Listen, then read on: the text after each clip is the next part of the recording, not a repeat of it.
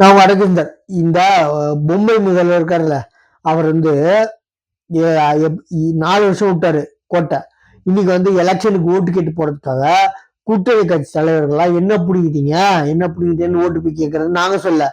நீங்க பொய் வந்தீங்களே பரப்பாதீங்கன்னு சொன்னதுனால கூட்டணி கட்சி தலைவர்களா உண்மையை சொல்றாங்க. கவலைப்படாதீங்க, உண்மையை சொல்றாங்க. எதுவும் புடுங்கல, என்ன புடுங்கிட்டேன்னு, என்ன புடுங்கவே இல்ல, என்ன புடுங்கிட்டேன்னு போய் ஓட்டு கேட்பீங்கன்றாங்க யாரு? கூட்டணி கட்சி தலைவர்கள். அவங்கள்ட்ட போய் முட்டிக்கோங்க, சரிங்களா? நீங்க பொதுமக்கள்கிட்ட ஏன்டா இவங்க ஆதாரத்தோட வியா போட்டு சொல்லி அரசு பண்ணாதீங்க. அது பேர் வேற. பொய் வதந்திகளை பரப்பதுனால அரசு பண்ணணும். கேவலமா இருக்கு. டேய், உங்களை திட்டாம ஒரு வீடியோ கூட போட முடியல. அதே மாதிரி ஓய்வே கூடாது. எப்போன்னு சொல்றீங்க? எலெக்ஷனுக்கு வந்தோடனே ஜெயிச்ச உடனே சொல்லிருக்கணும். தொண்டர்கள் ஆகட்டும், கட்சி நிர்வாகிகள் ஆகட்டும், இல்ல எம்எல்ஏ ஆகட்டும், இல்ல மந்திரி ஆகட்டும், ஓய்வே கூடாது.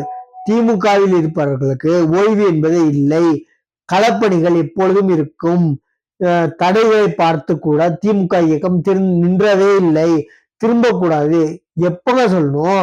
எலெக்ஷனுக்கு ஓட்டு கேட்க போறதுக்காக இப்படி எல்லாம் கதை விடக்கூடாதுங்க. மக்களுக்கு நல்லா தெரியும். 4 வருஷமா தூக்கிட்டு எங்க இருக்கே தெரியல.